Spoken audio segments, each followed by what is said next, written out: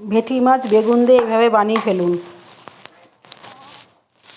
এই মাছ বানানোর জন্য আমি যে উপকরণগুলো নিয়েছি সেগুলো হচ্ছে সর্ষে, পোস্ত, একটু সাদা তিল, কাঁচা লঙ্কা, টমেটো, এগুলোকে ভালো করে পেস্ট করে নেব।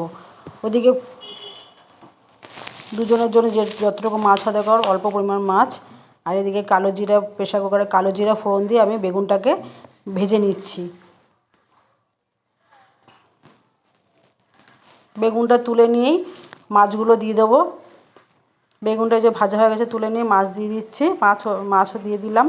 মাছটা একটু হালকা হাতে একটু ওলটপালট করে, বেশি কড়া ভাজবো না। আর একটু সরিয়ে দিয়ে ওই মাছের যে তেলটা আছে মাঝখানে, তার মধ্যে মশলাটা, যেই মশলাটা দেখালাম সেই পেস্টটা করে এর মধ্যে ঢেলে দিলাম। এর মধ্যে একটু হলুদ দিয়ে দেবো।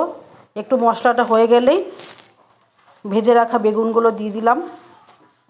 দিয়ে দিচ্ছি বেগুনগুলো, দিয়ে একটু হালকা হাতে নাড়িয়ে চাড়িয়ে ওই মশলাটা পেস্ট করেছি সেটার মধ্যে জল দিয়ে এর মধ্যে ঢেলে দেবো।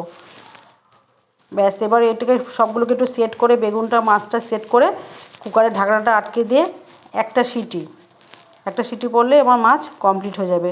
ভিডিওটা ভালো লাগলে একটু লাইক করবেন, শেয়ার করবেন। দেখুন আমার মাছ হয়ে গেছে।